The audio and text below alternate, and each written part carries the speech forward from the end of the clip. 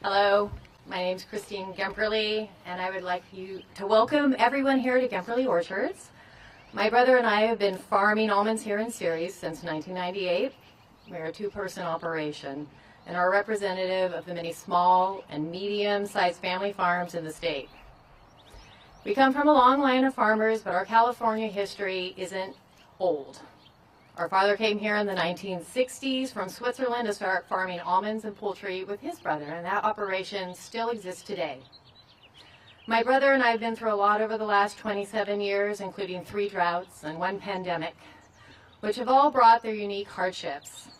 And now we're about to face another.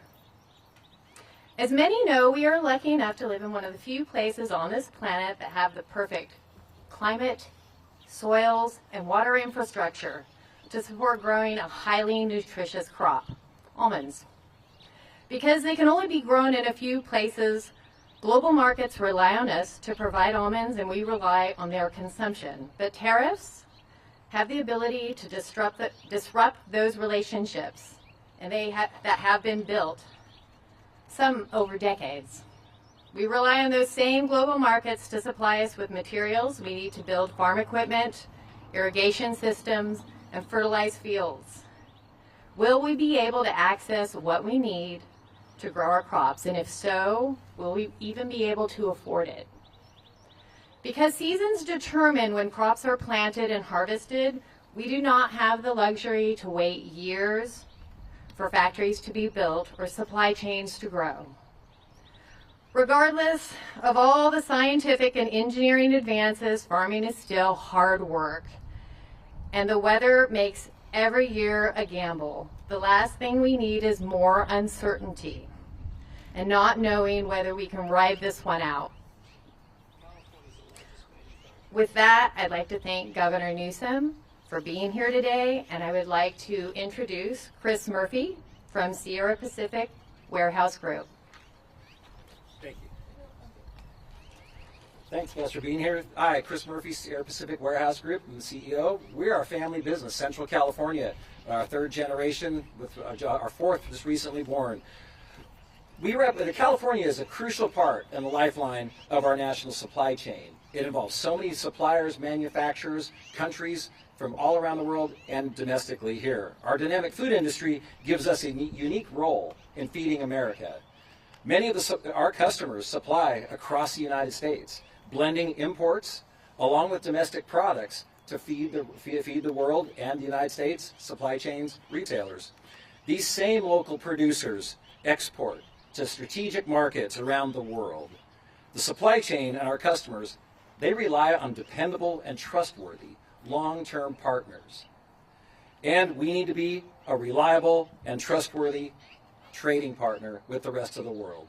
So I think we all work together. The supply chain's interconnected. There's so many moving parts, and it's something that we all should rally around. So thank you. And I'd like to introduce Attorney General Rob Bonta. Thank you all for being here and taking the trip. I want to thank Christine and Chris for sharing their stories and speaking up about the impact on their businesses and California businesses generally. Rob Bonta, California Attorney General. And we're here because President Trump's rogue and erratic tariffs are wreaking havoc on our nation's financial systems and causing uniquely immense harm to California's economy, the 5th largest economy in the world and a major driver of our national economy.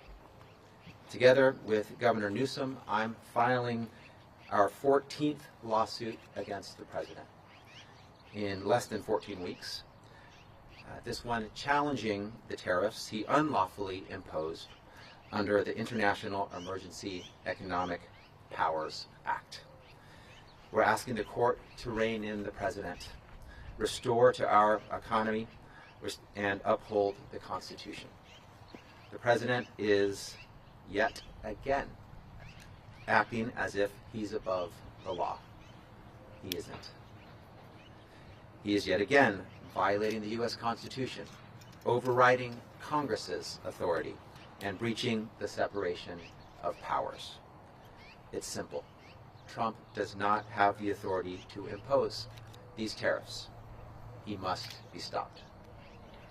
Before I get into the nitty-gritty, I want to express my great appreciation to Governor Newsom and his team for their leadership on this issue and many issues, and their partnership and collaboration with us on this case. We're proud to work with them, as always.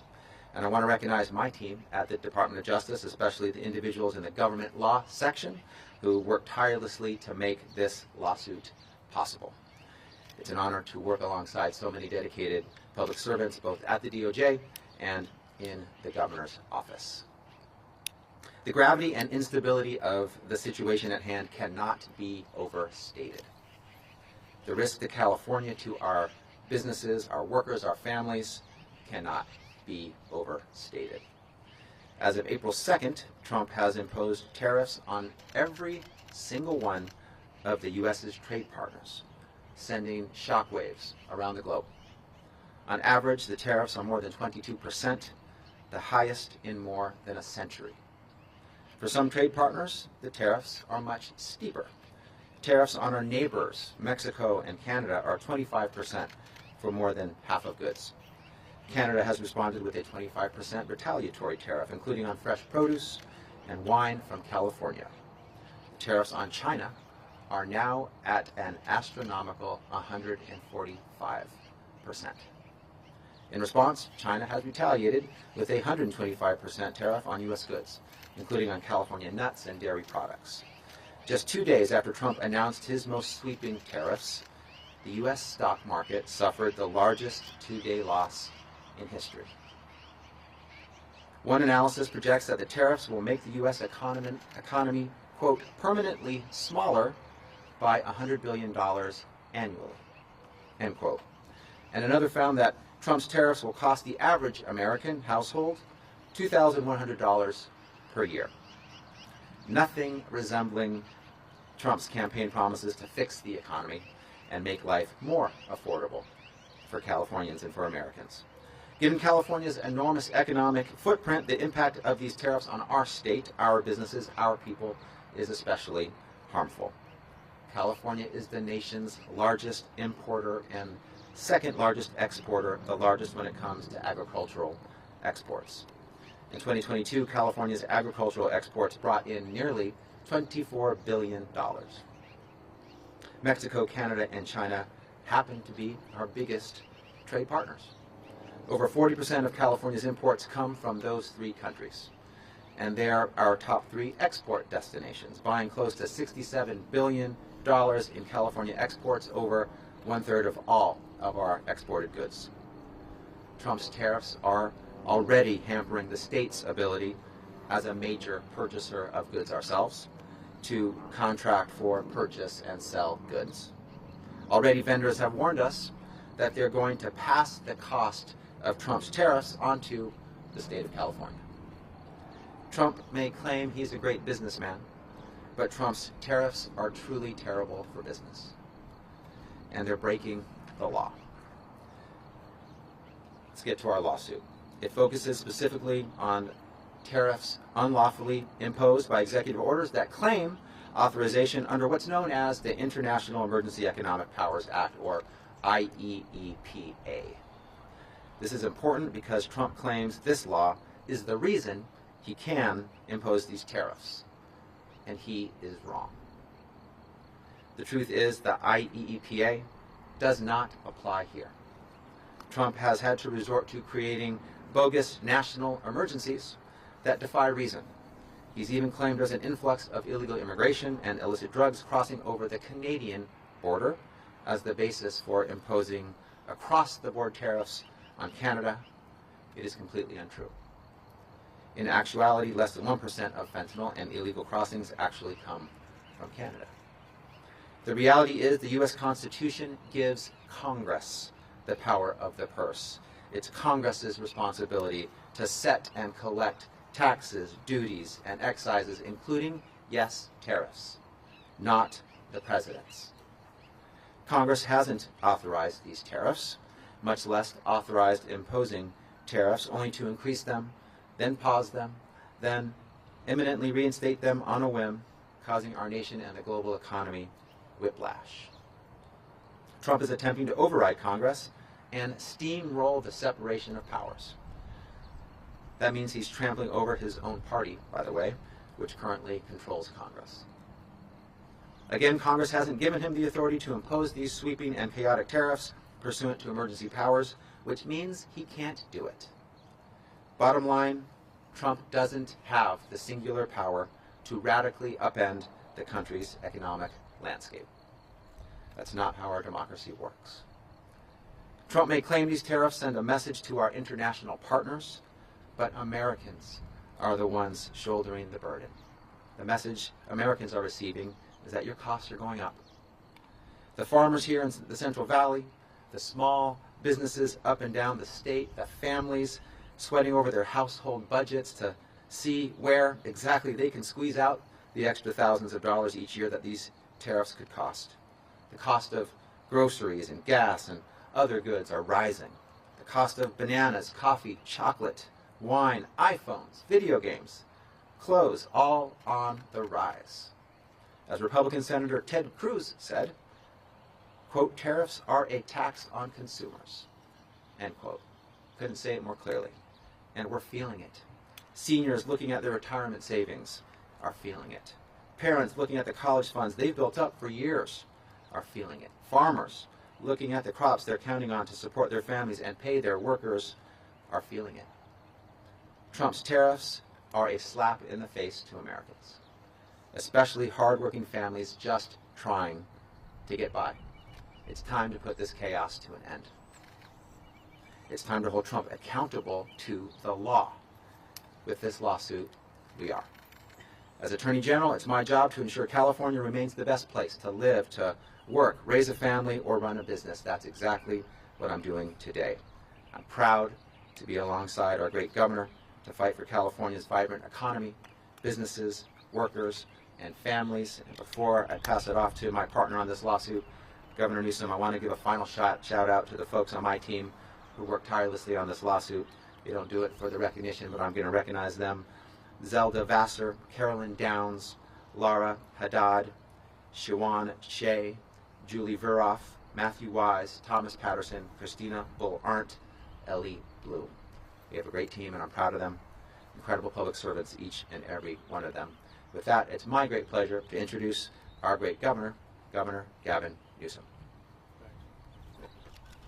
Thanks, Rob. Thank you, Mr. Attorney General, and most importantly, thank you, Christine, for having us and hosting us, and thank you, Chris, for your stewardship and leadership and willingness to be here and step up at this critical moment. Look, I think the Attorney General did an exceptional job in laying out the framework of this lawsuit and the why as it relates to the particular issues under the IEEPA, and notably issues that have been brought to the fore as it relates to the major questions doctrine recently by the Supreme Court. I would just highlight just two of the specific examples the Supreme Court used as it relates to the major questions doctrine on the issue of student loans under the Biden administration, on the Clean Power Plan under the Obama administration. If they are consistent, then this lawsuit is a lock in terms of what the Attorney General has laid out and what this state is asserting. But I want to tell you what our state of mind is as it relates to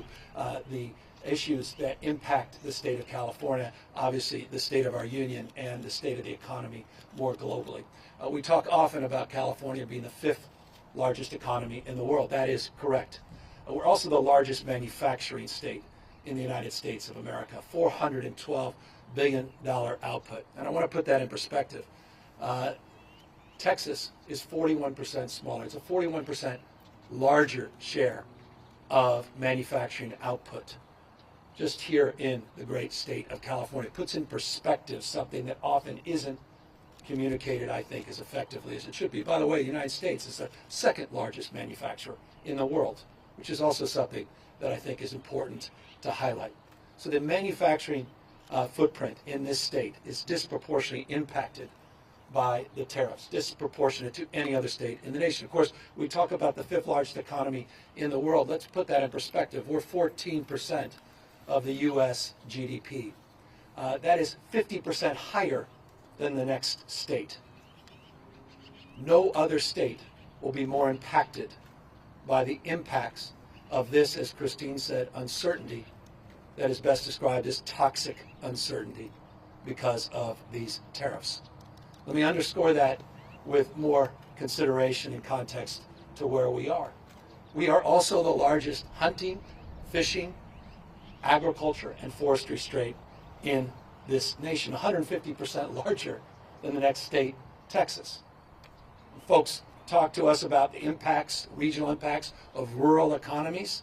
You're talking about California. You're not just talking about the Midwest and places like Texas. You're talking about our state, the state of California. Almonds you see around us, export dependent. Pistachios, export dependent. Dairy, export dependent. In fact, 43% of almonds and pistachios and dairy are export dependent in the state of California. Few industries will be hammered more than the toxic uncertainty of these Trump tariffs. The impacts, what more evidence do you need? Check your 401k. Check your portfolio. If it includes NVIDIA, you should check it right now. NVIDIA, the great California company, one highlighted by this same Trump administration over the course of the last 24 to 48 hours, just got hit today with a $5.5 billion charge. Great California company got hit with a $5.5 billion charge, sending the markets to tumble yet again today. NASDAQ down over 2% as I speak. The uncertainty is pronounced and it is profound in the state of California. Consider just the imports coming from Mexico, Canada, and China. 44% of all of the imports into the state of California alone come from just those three countries, $197.3 billion in 2023. The impacts of these tariffs, particularly on those three countries, disproportionately impact the state of California. Across the spectrum, the impacts are off the charts. We talk about regional disparities. The impact in counties like this, counties like Kern, rural parts of the state will be outsized. It's not just the coast and technology. Think about the impacts already in the mega region of Baja and San Diego.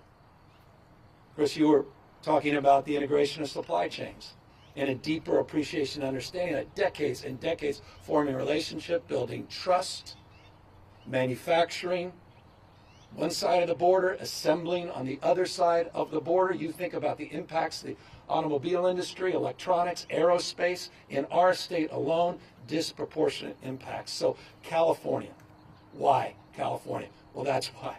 No state is poised to lose more than the state of California.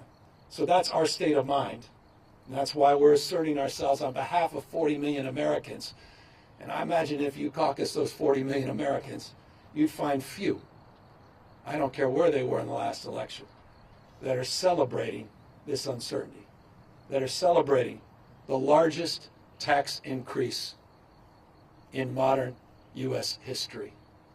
In essence, a sales tax. In essence, a sales tax, a regressive sales tax that hurts working folks, that hurts poor folks, that hurts hardworking folks like Christine and those that Chris represents disproportionately. This is recklessness at another level. The geopolitical impacts are outsized. The trade impacts are outsized, not just the economic. That's why we were up in Canada making a case anew to try to encourage Canadians. What the hell do we have on the Canadians?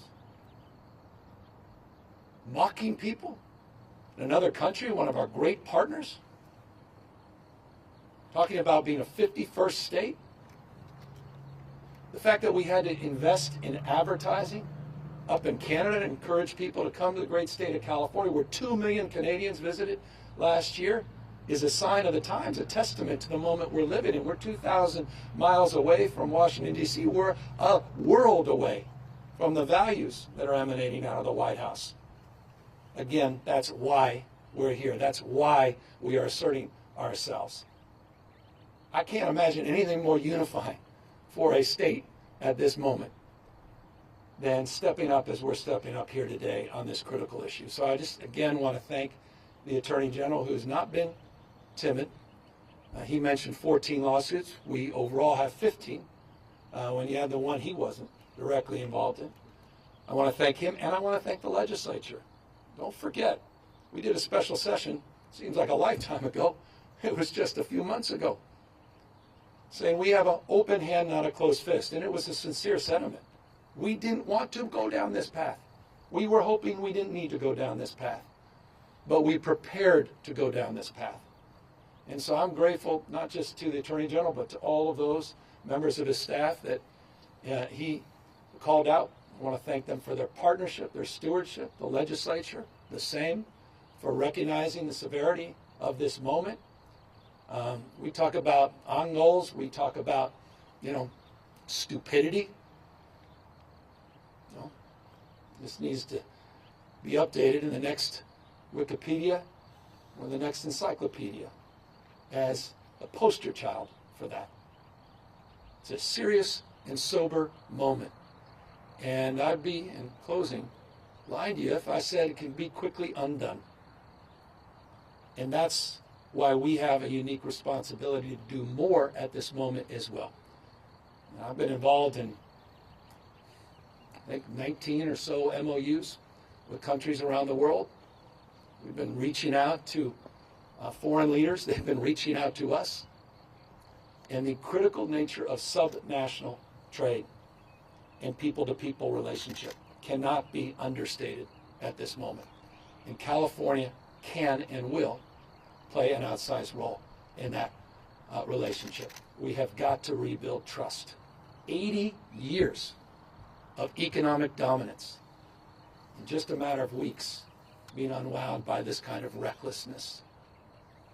And so we are here very mindful of the anxiety that this has imposed on all of you, and very mindful of our role and responsibility at this moment, not to be bystanders, and try to shape this debate and shape this conversation. And this lawsuit is a meaningful and justifiable effort to do just that, to be accountable at this critical moment in not just California history, but American and world history. With that, we're here to answer any questions. Are you upset, Governor?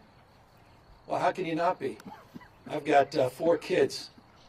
80% of their toys under their Christmas tree come from China. I've got family members living paycheck to paycheck. Many family members. My mom, who passed away years and years ago, was one of them. I mean, no rationale, no plan, no conscience to what it's doing to real people, no consideration of congressional responsibility. Where the hell is Congress? Where the hell is Speaker Johnson? Do your job. They're sitting there passively as this guy wrecks the economy of the United States of America, which has dominated the global economy. Don't take my word for it. The Wall Street Journal. We are the envy to the world.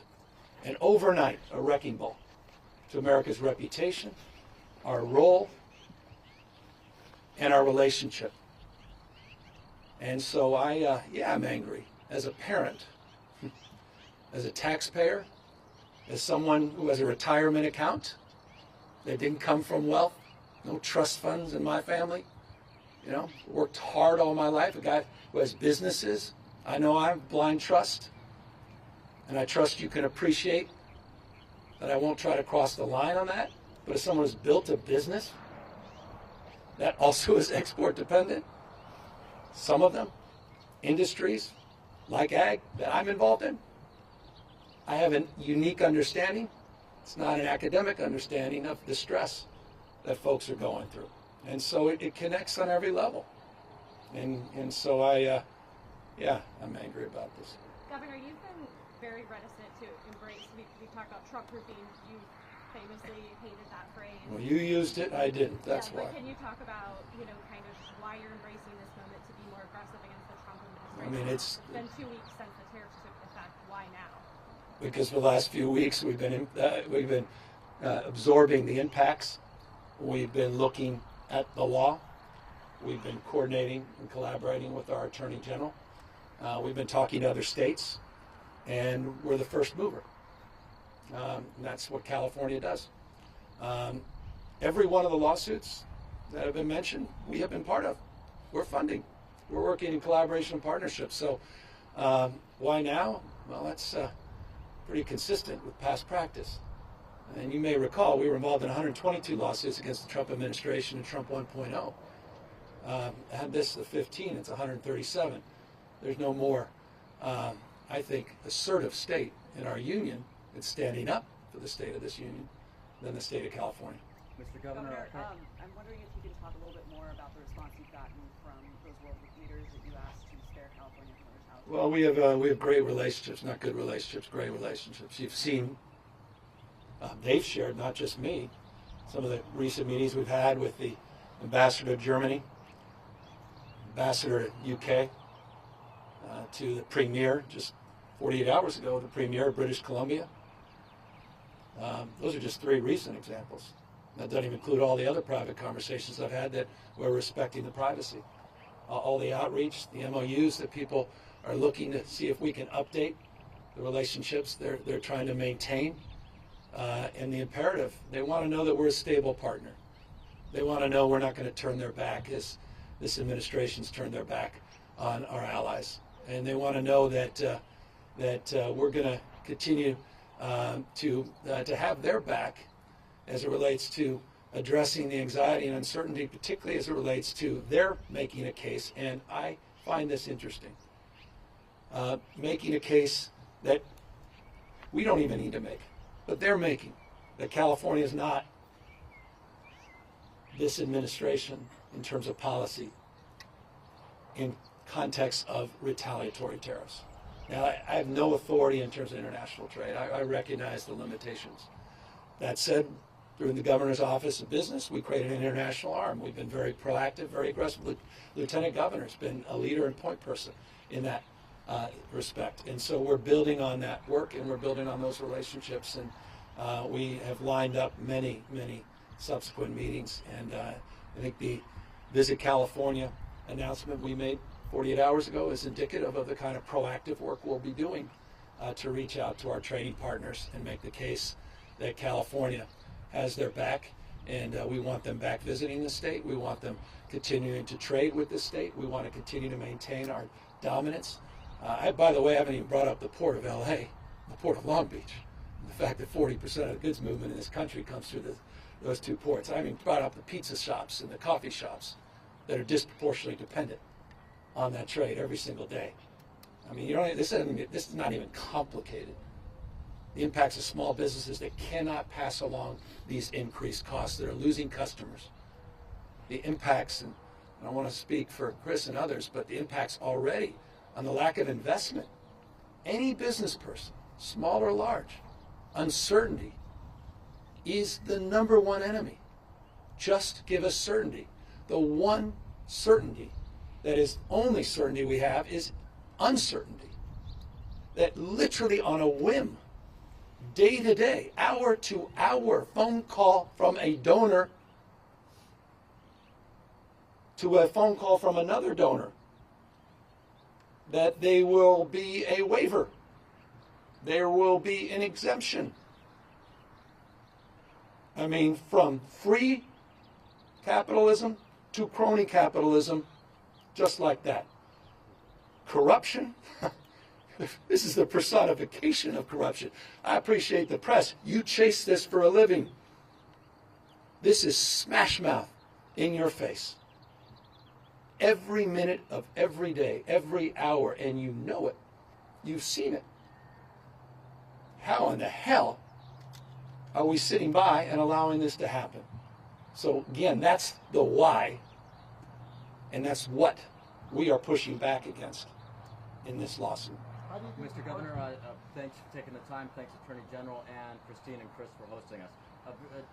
2 quick questions. Number 1, have you spoken to the President about this? And number 2, forgive me, it's unrelated, from Cron 4, Channel 4 News in the Bay Area. Do you have any reaction to the Benicia refinery announcing their, the refinery? Valero. Just briefly on that, respecting the importance of that question.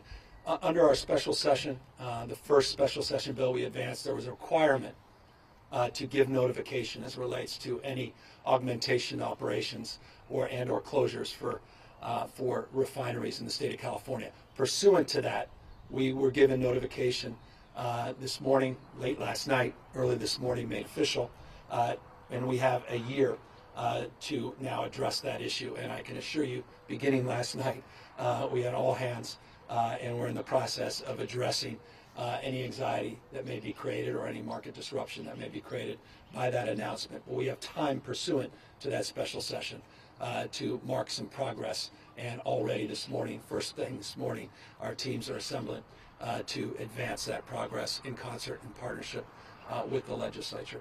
And your first question, perhaps you can advance that. Yes, have you spoken to President Donald Trump? I haven't spoken to him directly, but we reached out to the White House to give them heads up.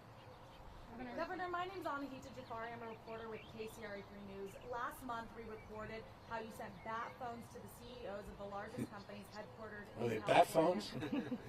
I like that. I like the description, bat phones. I'm going to keep that. Yeah. That's what we Yeah, all right, that's nice. With your That's direct line programmed into them, have those CEOs discussed tariffs with you now through this new line of communication? Yeah, well, it's interesting. I mean, all of them, there's not one that has expressed anything differently. All of them have brought the issue of tariffs up and uncertainty. Can you say who you've been talking to and No. what specific concerns I don't want to call them out. Again, the idea of let me just say, just on the meta point, in some area, what the hell, bat phones and the governor. So I thought it was important that some of the biggest job creators, we've been doing this, as you know, with our Jobs First plan with small businesses. For the last few years, we've built this framework around regions rising together, and I'm really proud of that work. I felt we needed to do the same for some of the larger employers in the state. And so I reached out to them, and I did a burner phone and just put my cell phone in there, just with my number. And I wrote a handwritten note to each one of the CEOs saying, you need something, call me. Here's my cell phone. And to your point, and some of your reporting, a lot of them have reached out directly. I will say, full disclosure, a lot of them thought it was fraud. They didn't know what to expect. They didn't even know it was real. They didn't even know what was going to happen. And so some, we had security personnel call saying, is this actually from you guys? So it's been an interesting experiment. I'm just being a little too forthright with you. But for those that got it, eventually, many of them just texted, said, I just want to confirm it's you. Those conversations, there just simply hasn't been one of them where tariffs haven't been brought up, You period. haven't shared any concerns about tariffs with Every single one of them have, by definition, of course. I mean, it's just, it's I said, the worst on goal in the history of this country. One of the most self-destructive things that we've experienced in modern American history. I mean, the Attorney General just laid out that 22%, some have estimated as much as 26.7, 27% all in, but you're getting near that the Smoot-Hawley numbers that every independent assessment said exacerbated the Great Depression. I mean, it's literally comparable to that. I know a thing or two about China. I sat down with President Xi. This is, this is serious, and we need to take it seriously. Again, no state has more to lose. How do you think Have you calculated? To this lawsuit? I'm sorry. How do you think the court's going to respond to this lawsuit? Well, I got my attorney here. We bring lawsuits when we think we're going to win. We've done that in the other 13 lawsuits up to this point. We've had a lot of success in those lawsuits so far, securing temporary restraining orders, preliminary injunctions.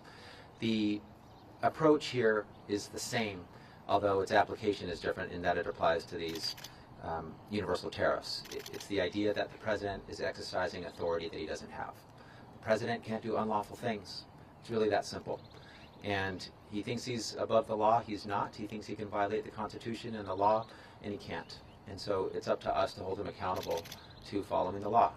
And in any court where we will get what courts give, a fair and objective hearing, a full review of the facts, a complete analysis of the law, we believe we'll be successful. And we believe that in this case. Have you been able to calculate and project the economic impact these tariffs will cause for California? Is there a number you can put out yet?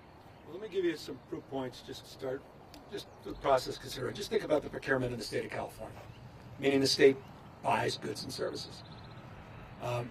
IT. We buy over $10 billion a year in IT and other non-IT goods. The tariffs, by definition, have already had an impact on the cost of those goods. So that's a direct economic impact. I talked to you about the markets. Why do I bring up the markets? Because the markets in California play an outsized role in our budget. Capital gains plays an outsized role in our budget. NVIDIA's success as a company, I gave it a proof point, plays an outsized role in the revenue we generate in this state and our ability to support critical programs, including supporting farmers like Christine.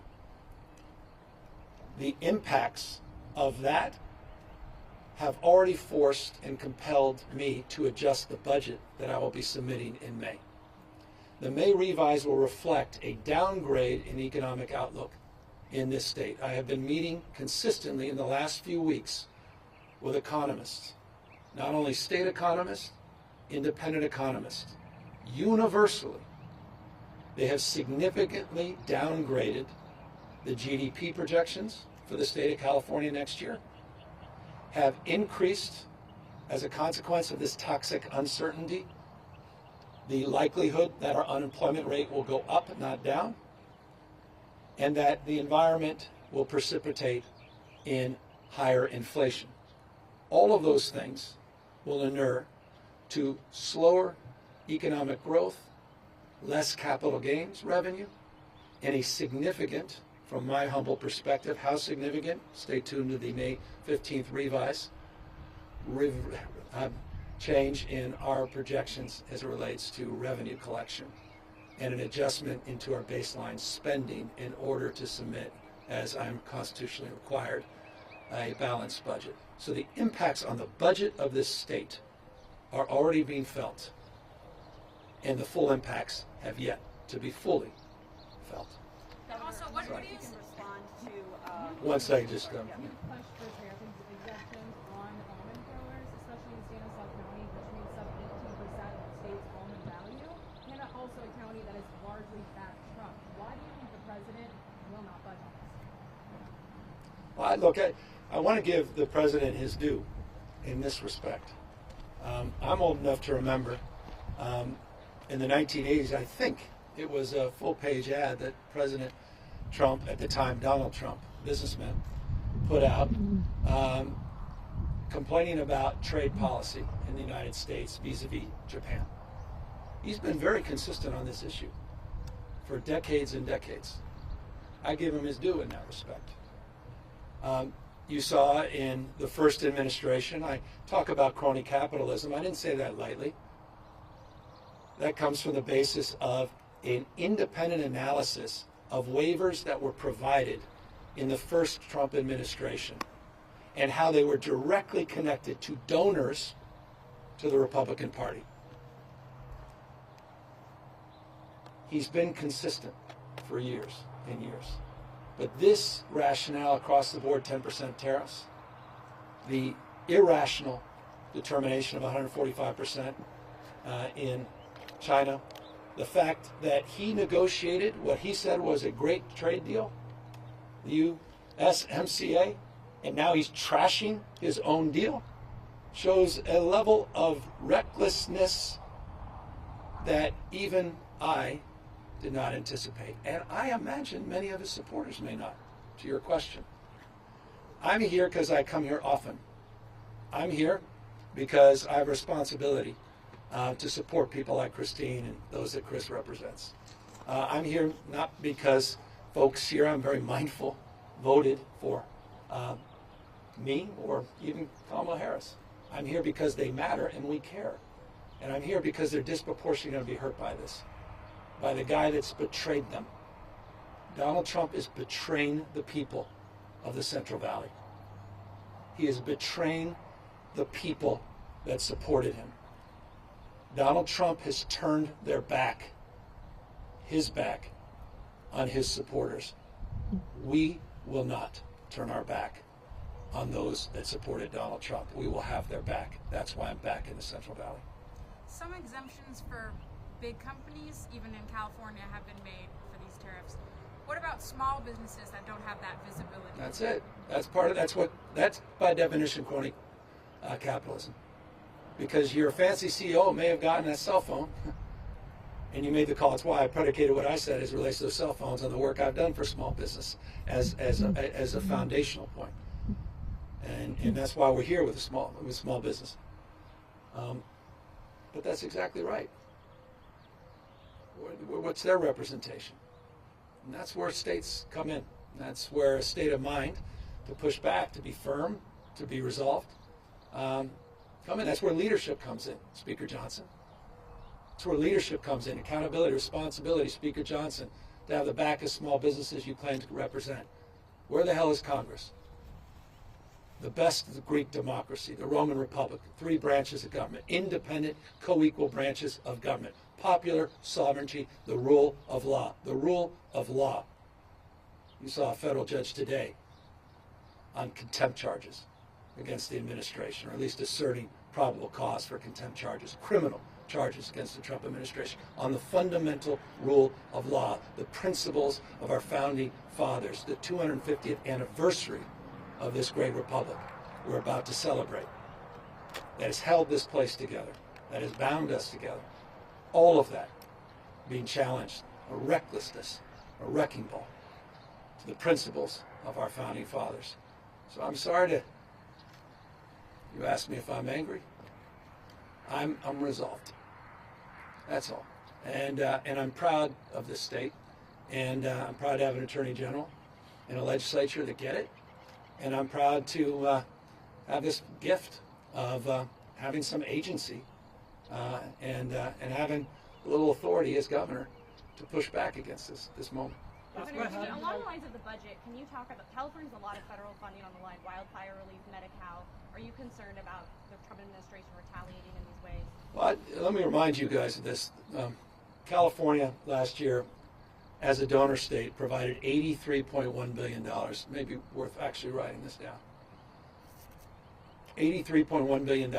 We provided more to the federal government than we received. By the way, Texas received $71.1 billion more than they provided the federal government. So I'll just remind you of that. California, as a donor state, the balance of the books, provided $83.1 billion.